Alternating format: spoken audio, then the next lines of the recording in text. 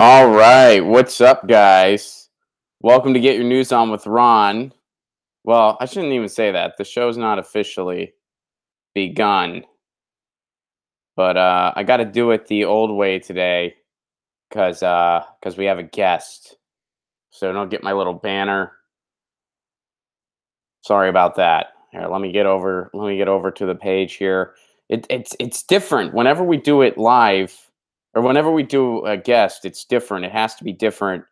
I haven't figured out guests on OBS yet. Um so what's up, Kim? What's up, Pat? What's up, Karen? Good to see everybody. We're a little early. It's gonna take a minute for people to show up. You know how it goes. Usually it's right around 10 we hit the 30 mark. And Pasta is assisting in the chat, which is good because we, if all goes as planned, we're going to have Ro Khanna joining us right around 10:30 or 1:30 for all you East Coasters, or for all you guys in Central Time, 12:30. Or all right, get the idea. But good morning, everybody. I want to give a couple of shout outs. First of all, guys, there is an awesome new outro that Joe, my editor Joe, made an awesome new outro. That'll be on all the videos really soon. I'm stoked for that. Also, coming up, what was the other? Oh, now I remember. Sorry, had a brain fart. There was something else I wanted to share with you guys before the show officially started. Some people have been asking me who does the Get Your News On with Ron art. It is the same person that did the Howdy Howdy art. It is an artist out of Boise, Idaho named Story Grub. I will be providing a link to his art page in the descriptions from now on. I should have been doing it in the first place. I just kind of spaced, I'm sorry. But yeah, there will be a link to his art page in the future. His name is Sean. He goes by Story Grub. That's his artist name. He is a musician as well. And I will be providing a link to his page from now on. And I apologize for not doing that in the first place. It was only recent that we got the banner up via the OBS system. So I apologize for not being more on the ball with that, but I will be in the future. And from now on all clips, his art page will be included. And we have an awesome new outro thanks to Joe. Joe's out in Japan, so we've been working together remotely. I don't even know the time difference. Like off the top of my head, I have no idea what the time difference is. He usually emails me. It's late at night where I'm at in California when he emails me typically. So I'd imagine there's like a day and night difference. That's a pretty lame description on my part. There's a day and night difference. What's up, Sean? Good to see you, Cypher. If I need any more artists, I will certainly let you know. I am always in the need of of all kinds of help.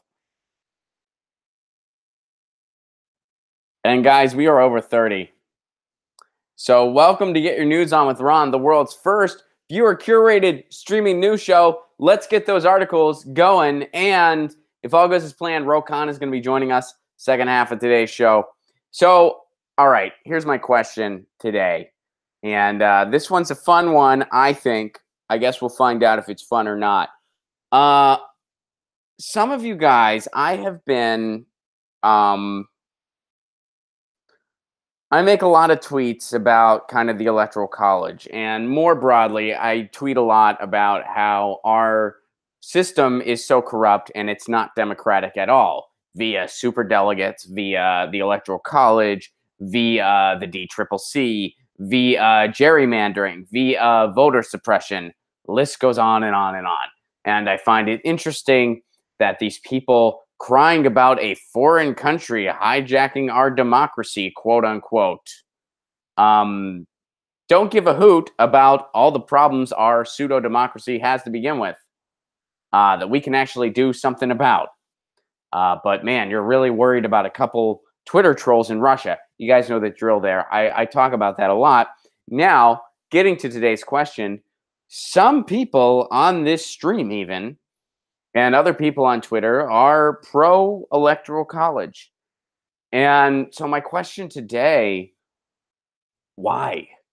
Uh, you know, I debate the electoral college sometimes with folks on social media, and I just straight up don't understand any of the arguments for it. I mean, I know what those arguments mean, but to me, they just make zero sense. And I've gotten some condescending ones. I mean, someone said to me, "Oh, in a political science 101 class, you learn about the electoral college and what it does. Yeah, that's in poli sci 101, Ron." Blah, blah, blah. Yeah, and then you know what you do right after that? You have a debate over whether or not we should have the electoral college. You know why? Because it's been a debate that's been going on for years.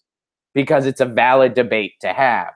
Because the verdict's still out over whether or not we should have this thing. I don't think we should, because it was made in the first place to appease slave owners, and it dilutes the whole idea of one person, one vote, which I think is way better.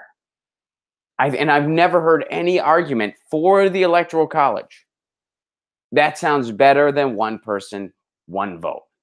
People say, oh, well, without the Electoral College, New York and California would decide every presidential election. What does that mean exactly?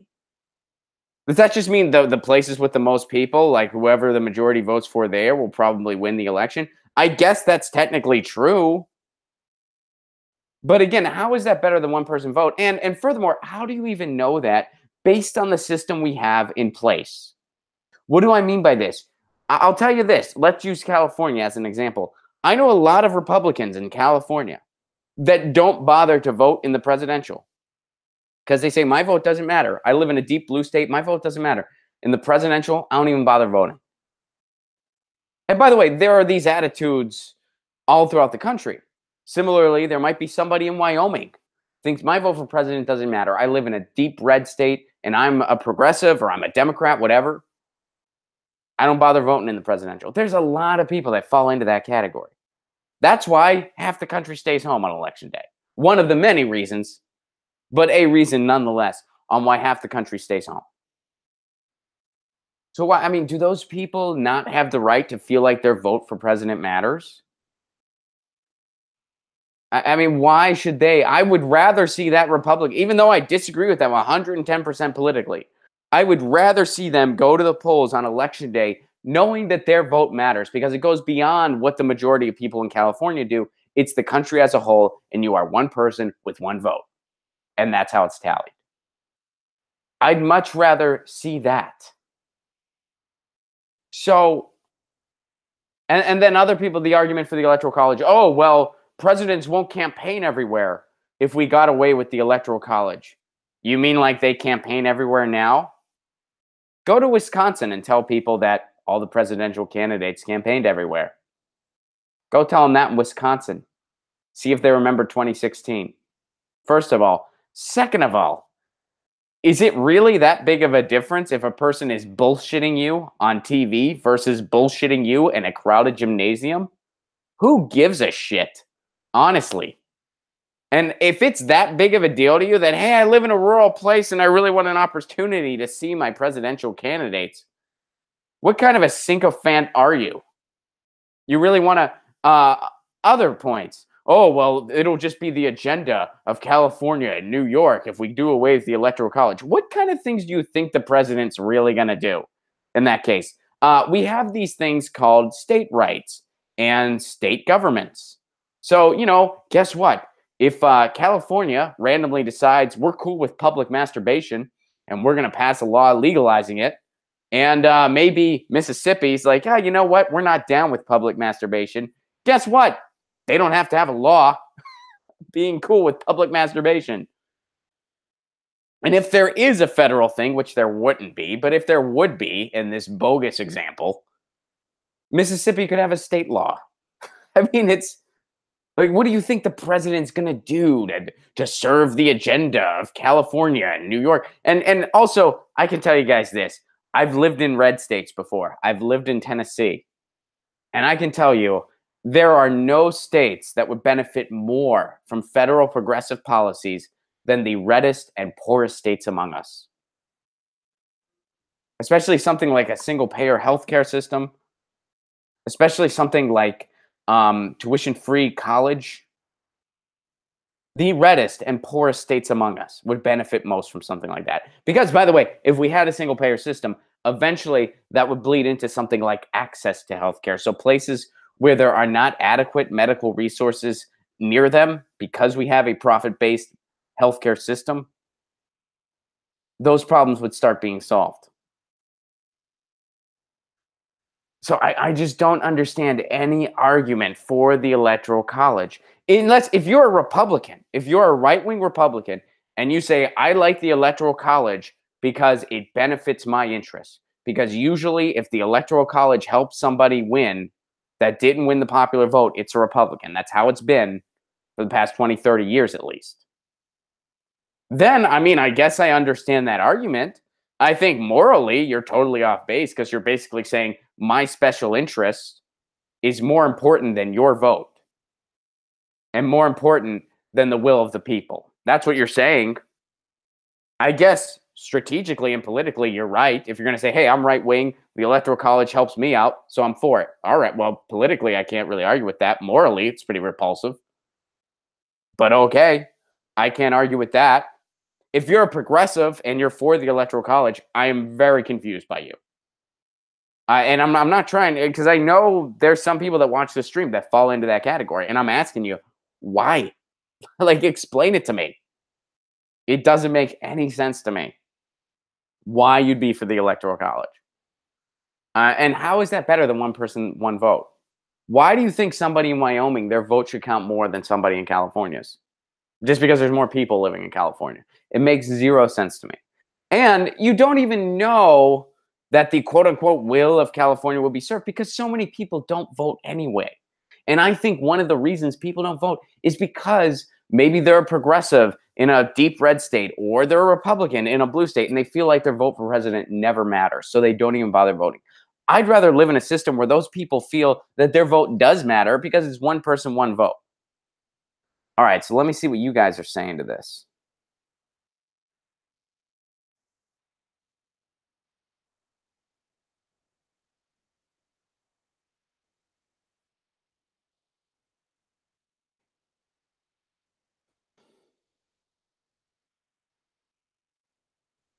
Balthazar, you can't even get a good degree in it either. I'm assuming that refers to poli sci. There's a man in California who employed 6 people and started getting states to pass amendments giving their electoral college votes to national popular vote.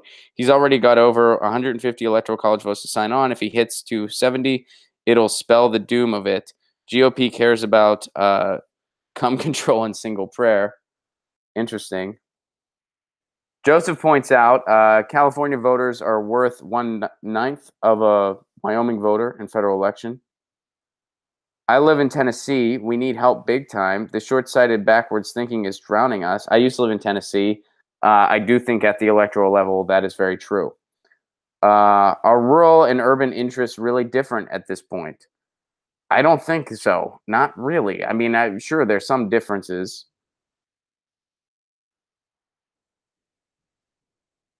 The will of the people has no impact on policy, only the donors impact policy. That is also true.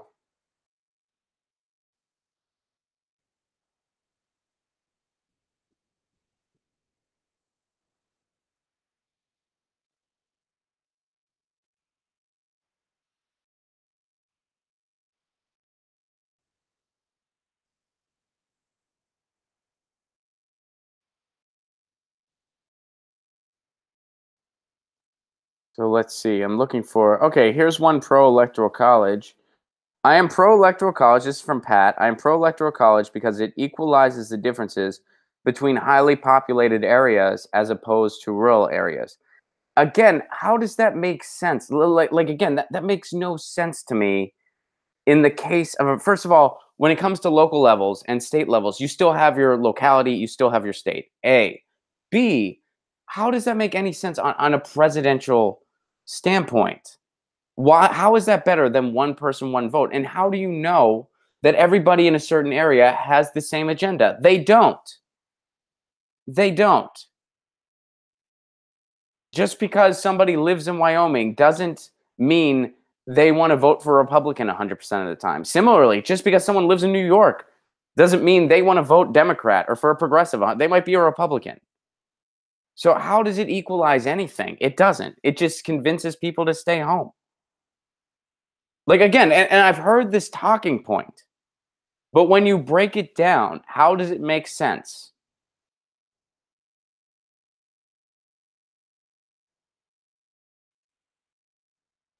The Electoral College is an abomination. I agree. If the Electoral College had any power, they would not have voted in 2000, 2004, or 2016. Hillary lost is enough reason for me. So you're for the Electoral College because a candidate that you don't like, a candidate that I didn't like either, lost. Okay, I mean, I don't think that's the greatest reason in the world, but okay.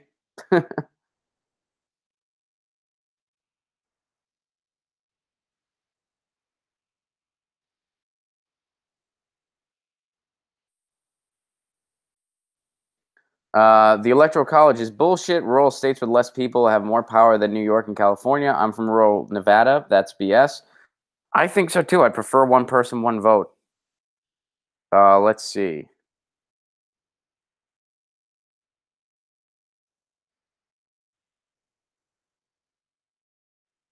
The EC was the compromise the post revolution Confederate States of America made in order to convince the rural states and legal slave states to sign into the Constitution.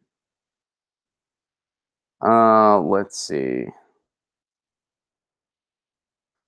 Chris Walker, I live in Tulare County, California. Hate Devin Nunes since 2002 and the current Goldman Sachs taking neo-lib prosecutor they put against him. I am in the deepest red neo-lib haven, but I still vote. Should we just have presidential elections in New York and LA then? First of all, I'll say this. Our whole election season should be cut more than in half. Our election season should be, I think, about a sixth as long as it is.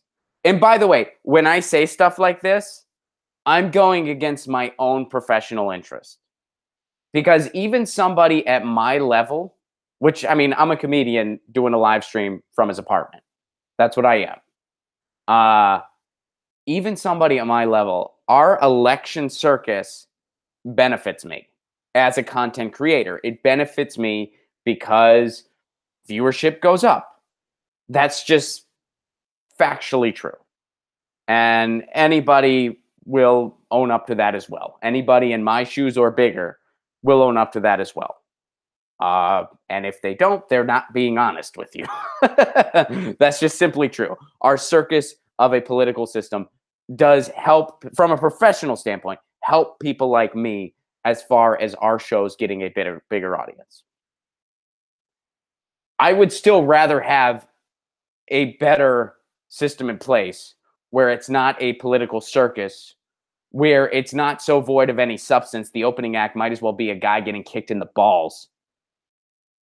And we actually have a true electoral system, kind of like what happens in the UK, which, yes, they have their problems. I'm not here to say the UK is perfect. They're not. But their systems, I mean, their election system, I believe, is 6 to 8 weeks or something like that. And it's not quite the circus that we have here.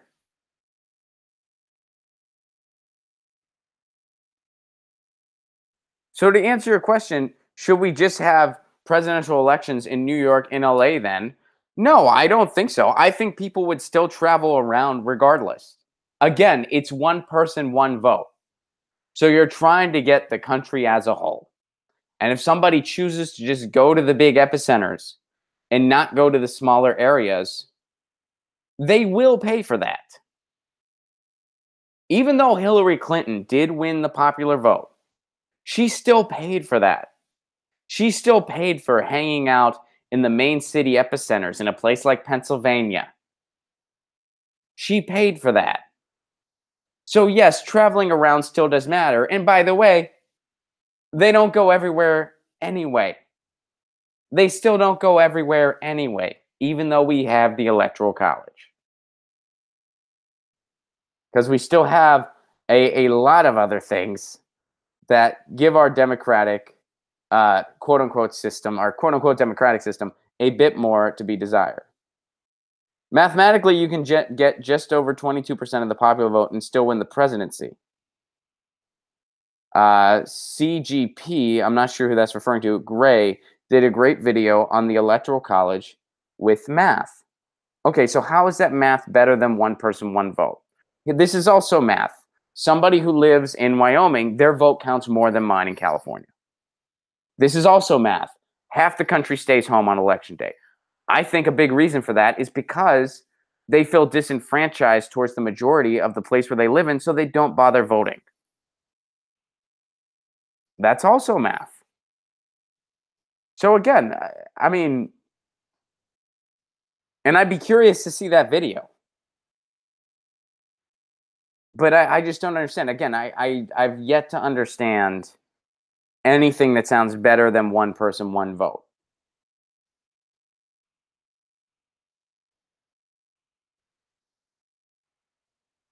As it is, only sociopaths seek power. I have a feeling that ain't changing anytime soon.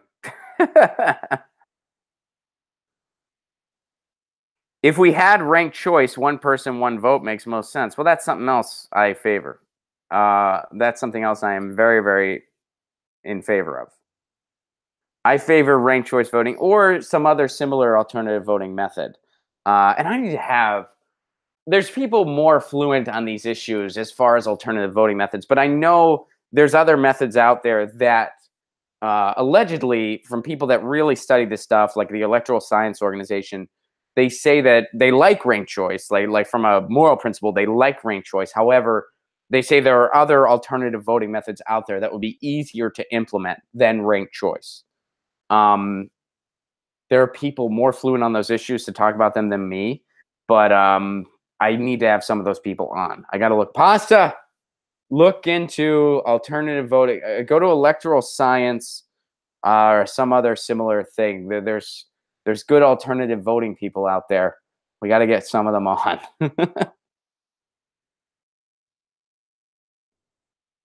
Mainstream media should be banned for announcing victors before the election.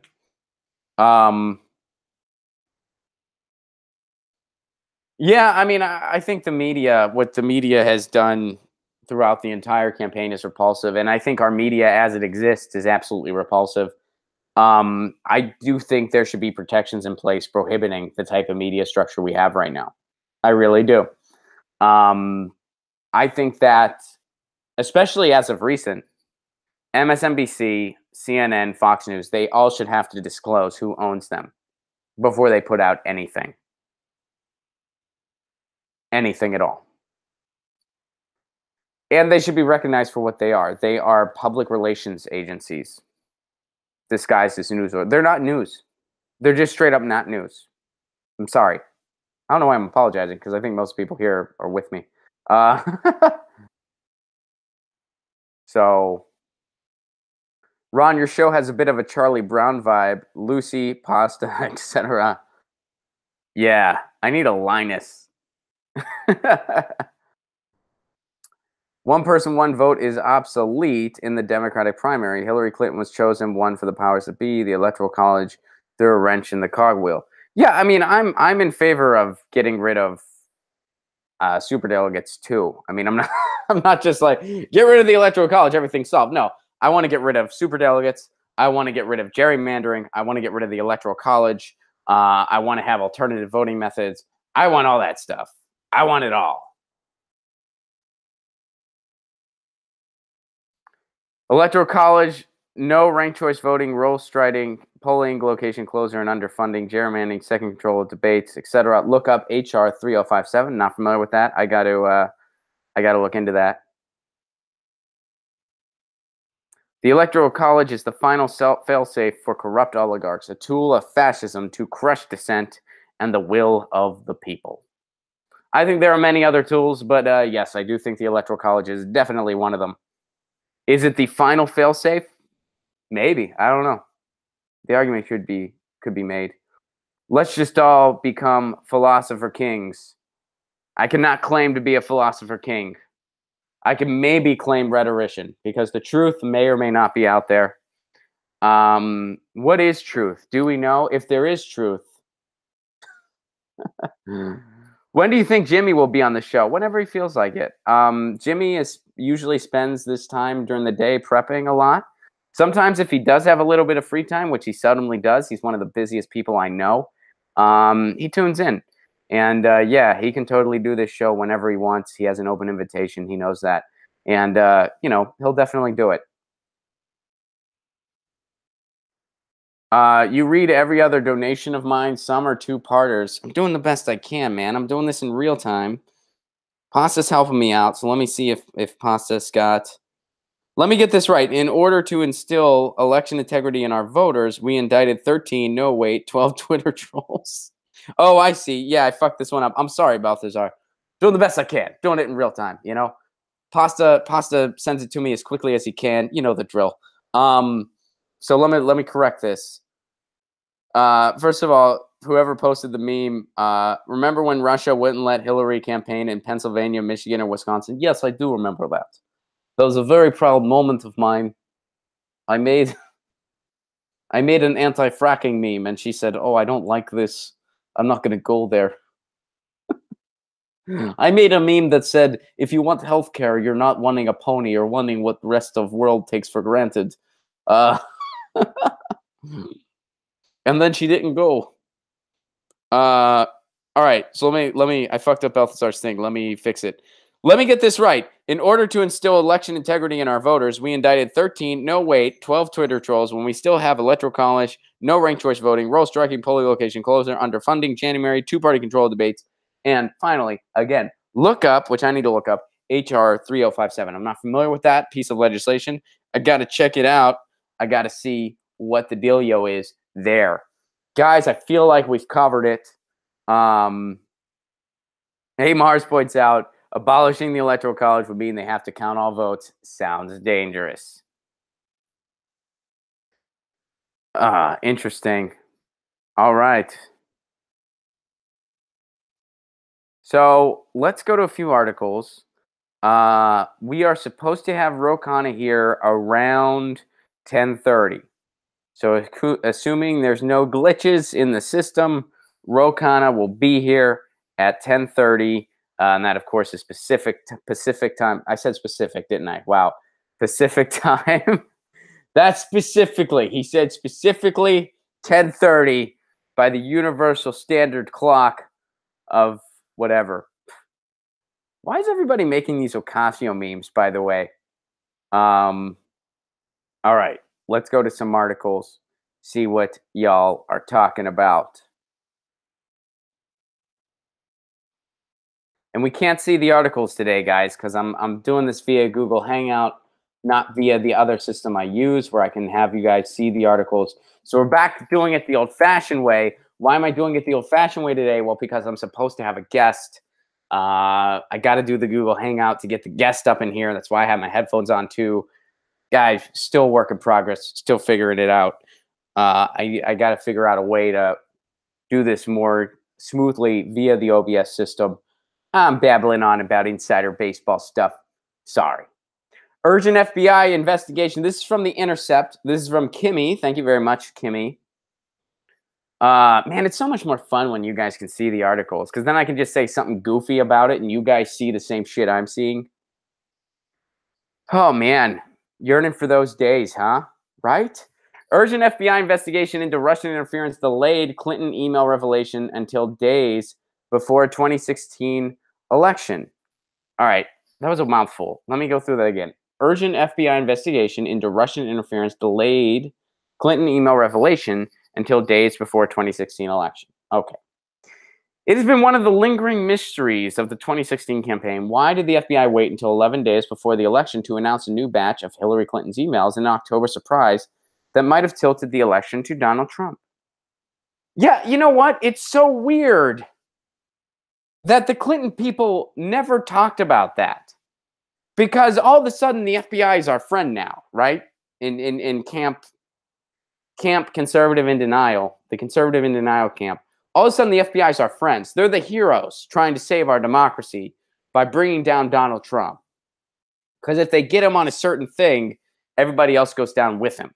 If they don't get him on that certain thing, but get him on something else, this was all for nothing. This was totally all for nothing.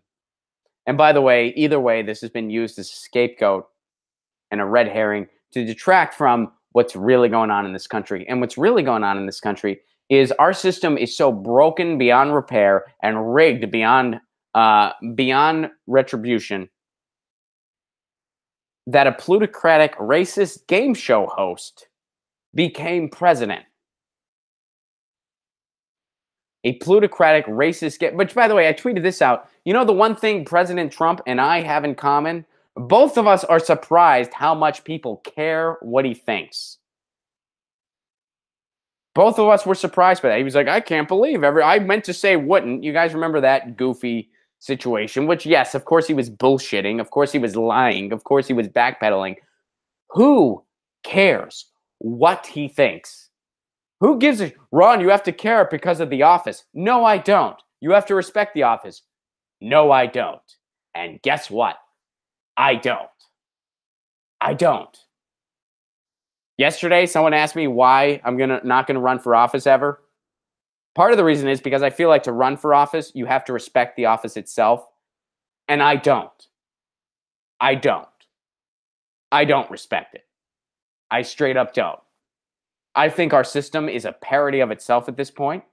I think it is broken beyond repair. And whenever I see very intelligent people trying to justify our current state of affairs, to me, it sounds like two intellectuals trying to dress up a turd. That's what it sounds like to me.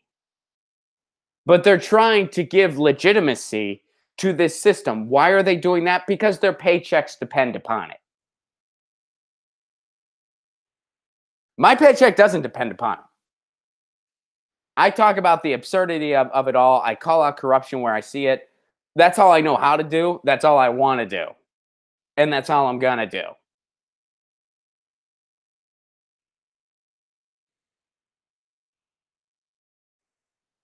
So I don't care if Donald Trump misspoke.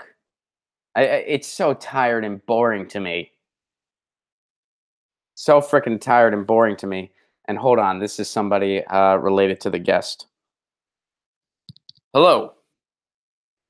Yes.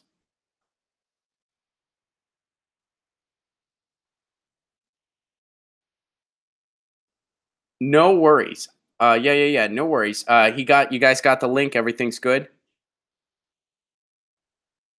Party. All right. Yeah. No worries at all. Just tell him to just hop on in whenever he's here. Oh, it's live. Yeah. Yes. Oh yeah, no worries. You're good. Yeah, just tell him to hop on in, and yeah, everyone's waiting for him. People got questions ready. Everybody loves him. It's gonna be great. All right, peace. The staffer got nervous when I told them it was live, even though I did tell them that information in the first place. You know what? Actually, I think I told Ro directly.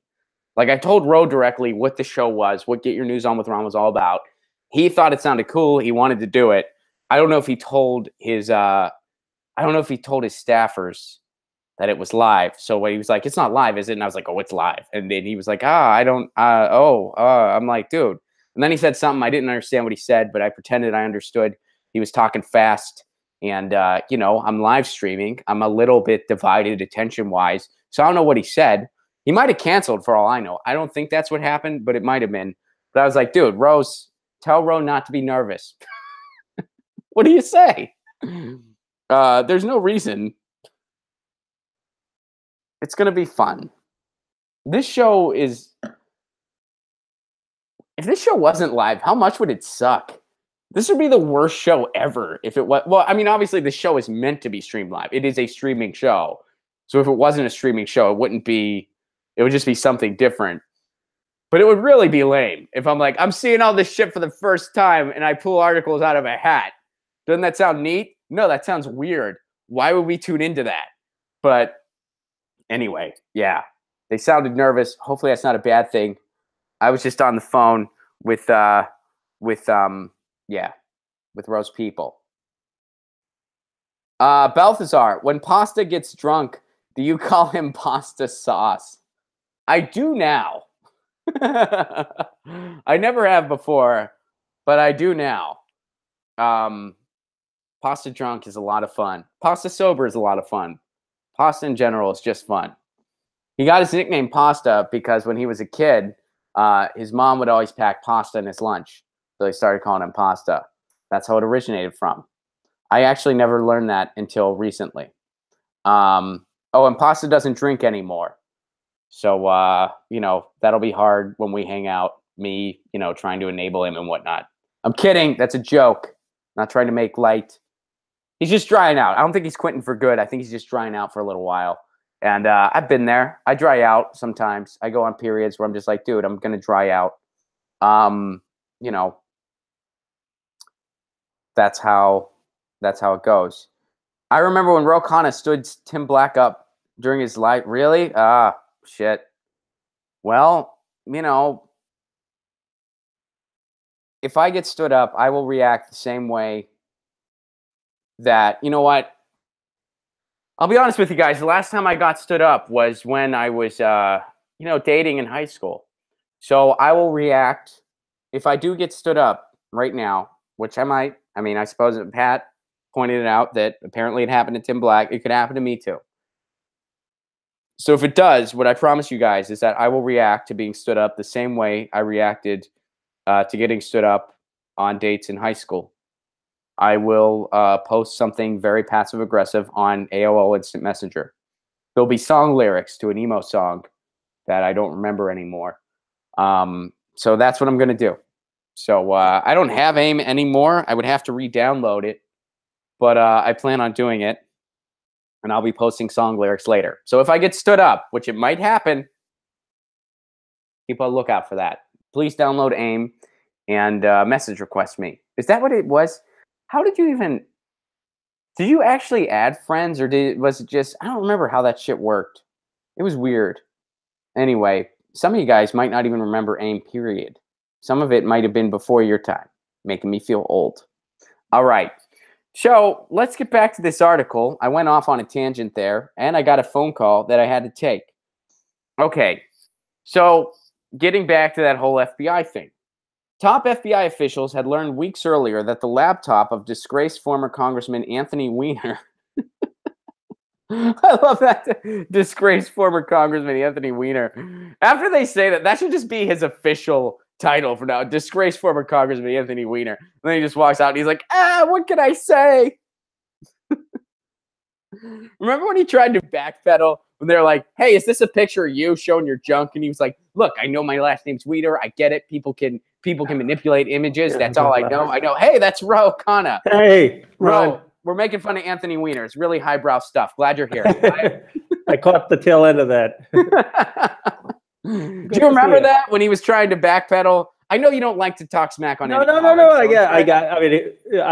remember that. And like, you know, they manipulate images. I get it. My last name's Weiner. They were like, no, but is this you or not? Look, I get it. There's images. They're weird. What I don't understand is how Anthony Weiner becomes such a consequential person that he's like involved in the presidential election and actually may have tipped the balance of electing Donald Trump. You know, like the irony of ironies. With the emails and whatnot. All right, well, let's get to it with you. I know you're a busy man. Thank you for jumping on. Much appreciated. So we'll get to questions, and I will start out. I want to start out with an issue that I know you and I both hold very near and dear. I want to get your take on everything that's unfolded so far. Yeah. Net neutrality in California. Well, California is doing something pretty amazing. I mean, they're leading the nation in net neutrality, making sure if this bill goes through that you're not going to have discrimination. You're not going to be able to say to Ron, we're going to charge you more to be able to broadcast your show, and we're not going to charge MSNBC as much. And that's really what net neutrality is about. It's also going to eliminate paid prioritization, which is just a fancy way of saying you can't allow some people to get cheaper prices, cheaper services. So here's the bottom line. If you don't want the internet to look like cable, where you've got to pay a fee for every different service, you should be for zero rating, against paid prioritization and for net neutrality. So getting into the specifics of the bill itself, the bill was gutted by Santiago. And then they met again and they put all that good stuff back in it. And in fact, I'll be honest with you, Ro, my prediction, it ended up being better than I predicted. What I predicted was going to happen, I was predicting that we were going to put a lot of the stuff back in the bill. What they were going to leave out was the zero rating part. And it was pretty much going to mirror the net neutrality protections that the Obama administration. Tom Wheeler, the Tom Wheeler gig. Ron, I'm impressed. You know more about this than like 95% of people I've interviewed. Usually, that's you're like in with all the details. I'm impressed. Well, I mean, we've been paying attention to it. We covered a lot on the Jimmy Dore show. We talk about it a lot on this stream. Now, where I'm at with that, I do see the bill as a very positive thing. I want to see it move forward. If California gets a solid net neutrality bill and New York gets a solid net neutrality bill, the fight's over, because now you've just stripped the profit motive away from the ISPs, because so much of the customer base, they wouldn't be allowed to price gouge these people. So they're just screwed. They're dead in the water as far as price gouging the internet even further. So that's a good thing. Where I go a step further with it, I want to use this opportunity to really push through nationwide municipal broadband, because Ro, I don't want to keep having this fight every 3 years. I'm all for it. I'm on a bill for nationwide municipal broadband, and some of that municipal broadband could be fiber, right? I mean, we as a nation have 2 or 3% fiber. China, because they're starting from scratch, is going to have 50 to 55% fiber. So you allow municipal broadband, you're also going to get some cities choosing to do fiber, and it's going to help us faster compete with other nations. So it's not just good policy in terms of giving everyone equal access to the internet. It's also going to make us competitive. The final point is, a lot of these places, you go a little bit outside Columbus, you go a little bit outside Pittsburgh, and people don't have the opportunity for the jobs in technology or innovation. If we give more municipalities the opportunity, even in near rural areas, to have broadband, that may get more people from rural America into the new economy. Well, would we have incentive to kind of start on the state level first? I mean, in my community in Pasadena, I'm pushing for community broadband. I go to City Hall. I'm trying to get a task force together. I've been trying to get our mayor to loan his signature to the mayor's pledge. Are you familiar with the Free Press mayor's pledge for net neutrality? I've heard of it. I mean, I wasn't involved in it, but yeah. I mean, all it is, it's Free Press, and it's Free Press is a great group. They're doing great work. Again, as much as I know some of those people personally, and I love them and I love the work they do. I've been following them for over a decade now. I do wish they would put some of this energy into nationwide broadband, because all the policy talk, it's a good thing because it stalls. But again, I want to put a nail in the coffin for this thing. And I think the nail in the coffin of the net neutrality battle is nationwide municipal broadband. Are there any bills out there, or could there be any bills in the near future for a statewide broadband? You know, you mean in California, a statewide bill to allow for broadband, or federal? Yeah, we're starting here. We'll start in California. Yeah, not that I know of. I mean, I have to look into it. In fact, as we're talking, I was thinking I'm going to go back to my team and say, what are we on in terms of a nationwide effort to allow municipal broadband? I know we have been on bills that prohibit the blocking of broadband. So we're saying you can't have the federal government preempt cities from having broadband. But I'd like to go broader and to have actually grants and an incentive to cities that that want to participate in broadband. It's basically like a public option. You're providing competition, a federal competition where the private sector is not adequate, and people are voting for it. So if they think that the private sector is doing a good job, they'll vote against it. Well, and you look at the cities that have done it so far, they experience the best internet in the country at a more reasonable price, i.e. Chattanooga, Tennessee, i.e. Sandy, Oregon. So really, we have the tools to build a hell of an infrastructure. We just have these, profit motive, organized duopolies that just really don't bother. And Chattanooga, it became part of the whole renaissance, right? They advertised themselves as the gig city and really took off in innovation. So I I think what we ought to do is we first have to make it clear that federal government and other people can't ban cities from doing this. And there were some efforts on the Republican side to ban cities.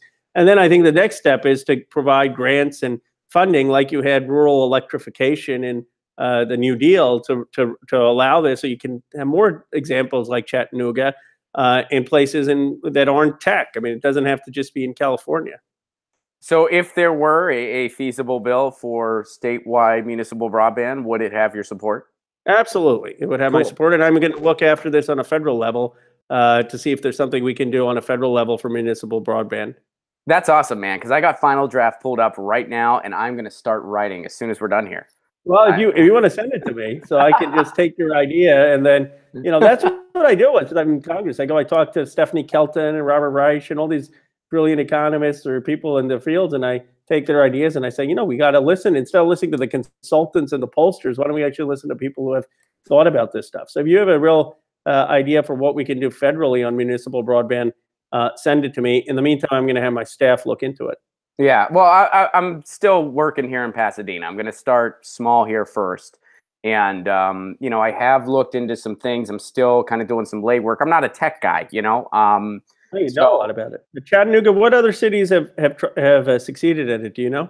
Longmont, Colorado's got something going. And you know what? Here in Southern California, Beverly Hills is going to get fiber to the home, which ended up hurting us. Not hurting us, but here in Pasadena, what happened? I'll give you the real quick cliff notes. Why doesn't it surprise me that Beverly Hills is getting fiber? Huh? They got a couple bucks, right? So what Pasadena did, right. We rallied City Hall. They put it on a municipal agenda.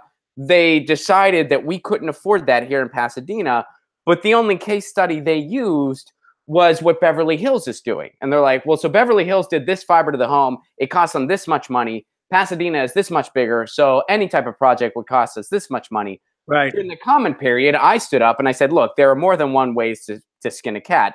Yeah. I understand we have to be cost effective about this. And if we're not, we could have a big project that ends up going belly up. I get that. I understand it. I understand the perspective. But I refuse to believe that Chattanooga, Tennessee, which is, by the way, one of the most underrated cities in the country. If you've never been, you got to go. It's a great place. Yeah. But I refuse to believe that they have some gold token Pasadena can't figure out. Sounds like you're getting ready to announce the Ron for Mayor of Pasadena campaign, huh? No, Ro, I never. You got my endorsement. You got my endorsement. Whether it helps you or hurts you. I appreciate that very much. I'm actually trying to get some other people to run, and I will send them your way to endorse them. But that's not my thing, man. I'm always meant to be on this side of the bones. It's the time of the outsider. People are sick of the career politicians. That's very true, but you know what? You still have to kind of have that camaraderie with colleagues, that ability to kind of just extend the olive branch. And I don't have that, Ro. I think you need ideas. I'm a comedian. I think. Well, we look at who we got elected as a president, and Donald Trump was an entertainer. It's a. But we need some good ideas. We need people with fresh thinking. Outside the status quo. Anyway, don't rule it out. I appreciate it. So one more thing from me, and then we got a lot of viewer questions. Just by the way, when I'm looking around, that's what I'm doing. Pasta is helping me out in the chat, sending me the viewer questions. So I'm trying to filter them as quick as I can. What's your take on what's going on? Now, I know you did your dual endorsement thing with Joe Crowley. I know you explained yourself. We don't need to rehash all that. But what's your take on what's going on presently with Joe Crowley off the ballot? Well, it's just a seal of endorsement. So you got Joe Lieberman writing in the Wall Street Journal to support Joe Crowley. And Lieberman is, of course, famous for two things. One, he's the reason we didn't have a public option. Literally, he's the one who stood on the Senate floor and blocked the public option. And two, he got us into the war in Iraq. So I think it would be a huge mistake for the party not to fully embrace Ocasio at this point. She's coming to see me next week. There's been a lot of people taking shots at her in the Beltway press recently, and I'm trying to help her build some relationships with some of the progressive superstars like Barbara Lee and Mark Pocan and others, so that she has some allies when she gets here. Yeah, I mean, she's got a lot of work ahead of her, and she's taking on a lot right now. It's just one of those things. She has, and she's, I've never seen a freshman get attacked as much as her. I mean, the last couple of days, you Google her and you look at some of the members of Congress attacking her, and putting aside her beliefs, she ran such an inspired campaign. She got so many people excited. She's got more Twitter followers than almost any of us in Congress. She's extremely articulate, and so I think we ought to look at it as how do we take such an asset to help build a party, and that hasn't been the reception. So I'm going to try to get her some allies here so that when she comes here, she can be effective. Well, and this is what frustrates me, Ro. And, and this is actually a compliment. Yeah. But when I see people like, and I see people like her, it makes me even more disenfranchised by the Democratic Party. And what I mean by that is that, I see somebody like you, you're good on the issues, you want to do the right thing, and you want to kind of respect the office and reach out to your colleagues. Yeah. And instead of them bending the knee to you, they expect you to bend the knee to them. And I mean the Democratic establishment. And I know you have to be careful here. I get it. But that's what frustrates me. Here's a guy that's trying to play the game the way the office is supposed to have the game be played. But he's young. He has new ideas. He has fresh ideas. He has a future, et cetera, et cetera. These are the types of policies people want. And instead of them coming to you, they expect you to come to them. What is democratic about that besides nothing? That's the way the place works. I mean, it's a seniority system. It's a system of politics, and every person has to make the balance on how much to challenge the status quo and how much to build coalitions to be effective. I think Bernie redefined that. I mean, Bernie showed that you could challenge the status quo quite a lot, and people would respond to it. And I guess what I'm going to be talking to Alexandria about is how does she stay true to who she is? Because I think the worst thing she could do is surround herself with DC types and lose her authentic voice and lose her boldness. But who are the people like a Barbara Lee, like a Mark Pocan, like a Pramila Jayapal, like a Maxine Waters? There are some progressive allies who really she should build with and who can help her. All right, so we got to get to some user questions here. I've been neglecting. All right, so Balthazar says, I used to think that Anthony Weiner was the most phallic name of pub off. I didn't count on Trump's UK ambassador, Woody Johnson. Thanks, Balthazar. All right, Chris Walker. Ro, would you support actually supporting average workers and demand tech companies like Lyft, Uber, and Airbnb unionizing? Yes, absolutely. I mean, I think they need to move off the independent contractor model. They need to treat folks like employees, and they ought to have employee unions. And the point is, they're making a tremendous amount of money, and that's fine. If they should be making money not by taking advantage of employees. They should be making money on the technological advance of allowing people to use technology to get a taxi ride, and then share that money with the workers who are doing the driving. So I'm for unionization. All right. Thank you for always being anti-war. What are your feelings on Trump's trade wars? Well, they're counterproductive. I mean, the reality is that there are articles about how farmers in Pennsylvania are being hurt. There are articles about how some of our manufacturers who are exporting are being hurt. I believe that we need to have fair trade deals, and including in NAFTA, we need to redefine them. We shouldn't have these investment settlement tribunals that corporations basically get to control, and trade deals that are privileging the corporations. We need to have workers' rights, environmental rights, part of that. But tariffs, the type that Trump is doing because of xenophobia, is not going to help American workers. Would you support breaking up Google? It depends. I mean, what I do support is an FTC and antitrust investigation into any alleged issue there, but it depends on what the findings are. I mean, I don't think you could just say something is big and so break it up. I guess what I would say is, more specifically, I don't think Facebook should have been allowed to acquire Instagram and WhatsApp, and I don't think if Google tried to acquire a competitor or merge with into like the grocery business, I would be opposed to that. And I would want to make sure that their search was not prioritizing their own content. Hmm. All right. So I think you've answered this before, but just for clarification's sake, do you take corporate money? I do not. I'm one of 7 members of Congress.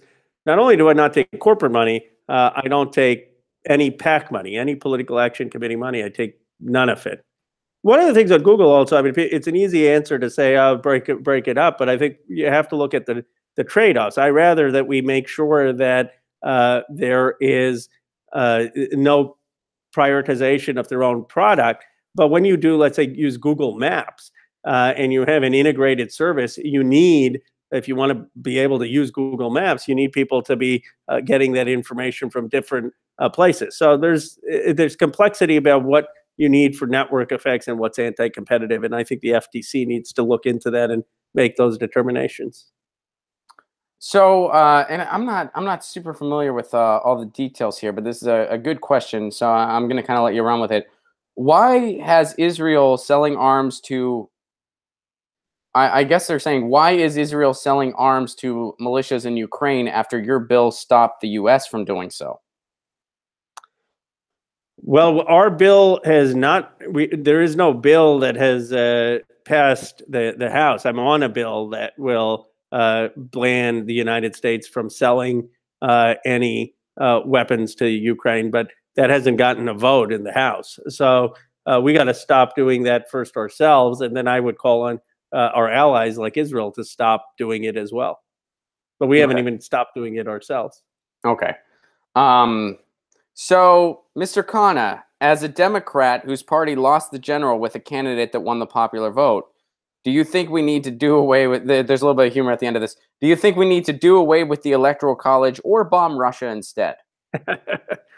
Well, look, I think what we ought to do is focus. I'm not for the Electoral College. I'm for the popular vote, but I think that's not focusing on the key issue, which is why are we disconnected from half these states? I mean, why can't we have a policy that talks about the middle of this country being left out, and how do we get to rural America and middle America and make sure that they're included in the economic success? That's what the Democrats ought to be talking about. Am I concerned about the Russian interference in elections? Of course is, but what I think is more productive or equally productive is not just talking about upholding our election integrity, but also talking about a vision for how we're going to get people who feel left out back into trusting the Democratic Party as standing up for working families. Do you favor getting rid of superdelegates? I do. I have called for it. I've said I will not. I would be voluntarily willing to give up my superdelegate vote. I don't understand. Do you understand, Ron, why I'm an elected member of Congress and that I should get some privileged status on who becomes our president of the United States? Makes no sense to me that my vote for president should count more than yours just because I got elected to Congress. That's crazy. Every person, last I heard, every person should have an equal vote for president. I'm not, we don't have an aristocracy here. Unless you believe that Congress people are part of the new aristocratic class, I don't see why we should get privileges beyond other citizens. I'm with you. So why aren't there more people in your camp? I mean, I know we've had these reform commissions and we haven't seen any fruit from it. And now the superdelegates are getting even more and more stubborn. Why is that? Again, this goes into people should be bending the knee to you in the establishment, not the other way around. Well, I think they're afraid of losing control. It's not even about power. It's about control. And there's been a certain way of doing things. And they're afraid that if they don't exercise their judgment, the grassroots or our party will do something crazy. Well, my question is, who do you trust? Do you trust an institution which is at 10% approval rating, Congress, to exercise judgment about what the American people want?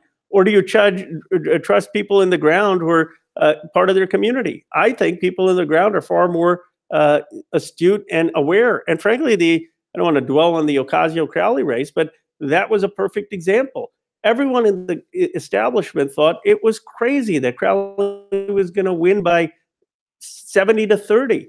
And then all these grassroots activists started telling me, Ro, you're making a mistake. You got to listen to Alexandria's ad. She's doing great. She's got the grassroots support. And of course, then I ended up dual endorsing her. And they turned out to be right. And guess who was wrong? DC. So we've seen this time and again that the people who have the correct judgment are actually on the ground, not in Washington. Yeah, I mean, tell the other superdelegates, Ro, that their judgment gave us the only candidate that was able to lose to Donald Trump, a plutocratic, racist game show host. Let them know that their judgment got us that.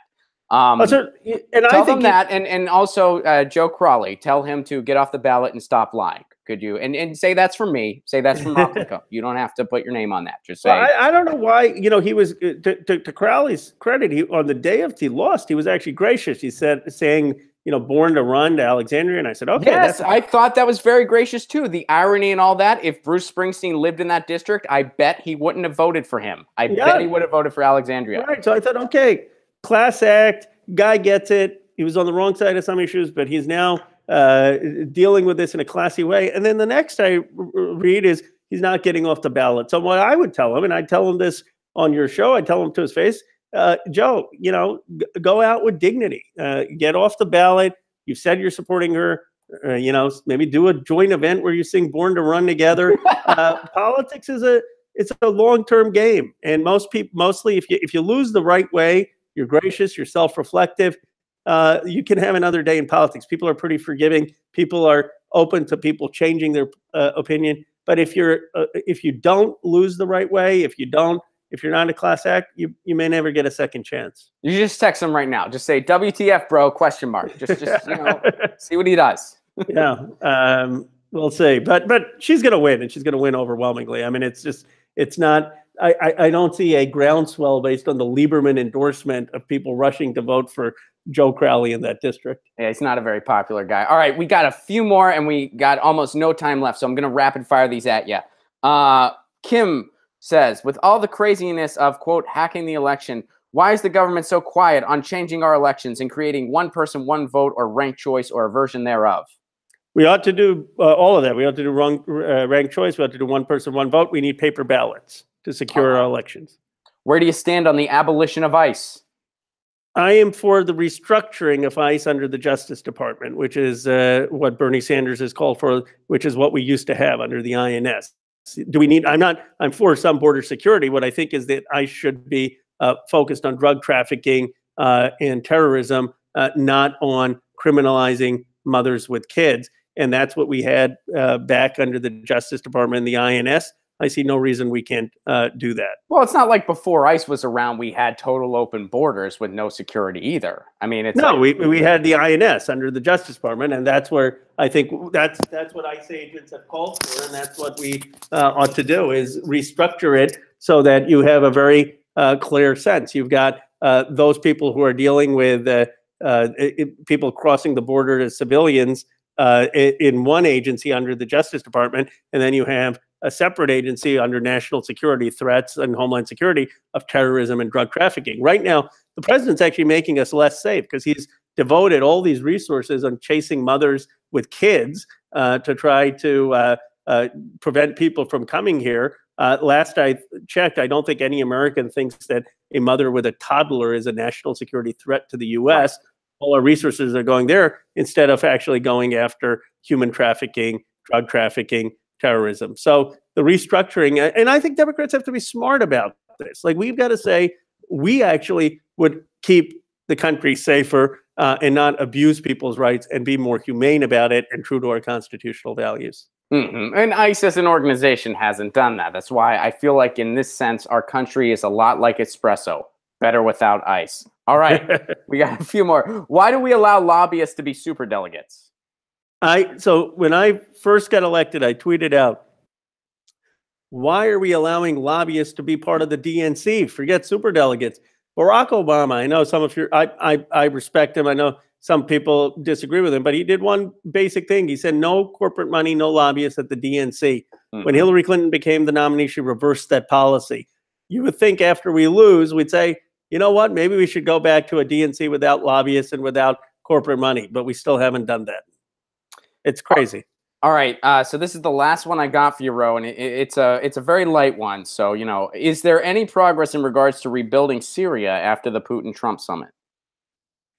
Wow. Well, Syria is one of the greatest humanitarian disasters of modern time. We made a mistake by our initial intervention because what we did is we called for regime change in 2011. That made Syria a magnet for terrorist groups from around the world. I think that was a strategic mistake. Now what we ought to do is just have Turkey, Russia, Iran in pushing for regional ceasefires in Syria, less intervention. I don't think put more military intervention is going to get us anything. There have been crimes on both sides. Assad has been brutal, but so have some of the rebels. And we need a multilateral effort to get regional ceasefires. And to that extent, we do need to engage Russia. I mean, so if what I would have advised the president, not that he takes my advice, is tell Putin that Russian interference was completely unacceptable and that we will not tolerate it. But tell the American people we need to talk to Russia about situations like Syria to make any progress. Yeah, well, I mean, we're amidst a new day Red Scare, so having any kind of constructive conversation is kind of difficult with the way the media has been behaving and stuff like that. Ro, thank you so much for doing this. I really appreciate you taking the time. You hung out a few minutes extra, which I appreciate very much. Please use our last moments to tell people about your website, where they can learn more about you, and how they can get involved. Well, thank you, Ron. Thanks for asking real questions. It's refreshing to be grilled on issues. What a novel concept in politics. A lot of it's the viewers, not me. I mean, a few of those questions were mine, but most of it was them. They bring awesome viewers for every candidate, and it's not an easy show to do because they come prepared. So, well, I tell people this. The credit goes to them. Well, I tell people, I said, we've got some of the most educated, informed people in this country, especially younger folks, ever. And you can't BS them. You can't, and people will respect mistakes. They'll respect disagreements, but they're going to scrutinize your record. They're going to hear me on the show. They're going to say, okay, where did he vote on this stuff? Is he telling the truth? And if you want to scrutinize me, on Facebook or Twitter, I'm at Rep Ro Khanna, and you can follow me. Would love to have you follow me. Tweet at me. I read most of the comments, the negative ones or positive ones, and just be engaged. I love to do this show. Again, great questions. You're welcome back anytime, man. We'll do the full hour. I know you got your votes usually scheduled around now, so it's tough for you. But one of these days when you can do, I'd love to do the full hour sometime. Absolutely. Give my best to Jimmy Toe when you see him. Will do. Thanks a lot. All right. Thanks Ron. Ro. Guys, this has been Get Your News On with Ron, world's first viewer curated streaming news show. You know the drill. You want to support patreon.com/Ron Placone. That was Ro Khanna. Guys, I'm going to be out tomorrow. I'm traveling tomorrow. I'm going to be in Galena, Illinois, Saturday night. That's a house show. If you want to go, email me at ronplacone.com. But we'll be back next week. We'll do a Music Monday. I think it's time. It's time for a Music Monday. I will be back next week, and I am off the road for a little while after that, so we'll go back to our normal schedule as usual. And next week, the Get Your News On with Ron podcast, it's coming next week. I was going to try to do it this week, but with more travel, it was a little tough. But next week, it's here. It's going to be fun. There's a theme song with harmonies. Boom. Thank you for your amazing questions. You guys really make this show a lot of fun and just an issue pack. I know we had to go kind of rapid fire there because of time. But thank you guys so much. And for anyone that we didn't get your question, I do apologize. We got to as many as we could. And thank you guys for being part of this. I love you all very much. I will see you Monday.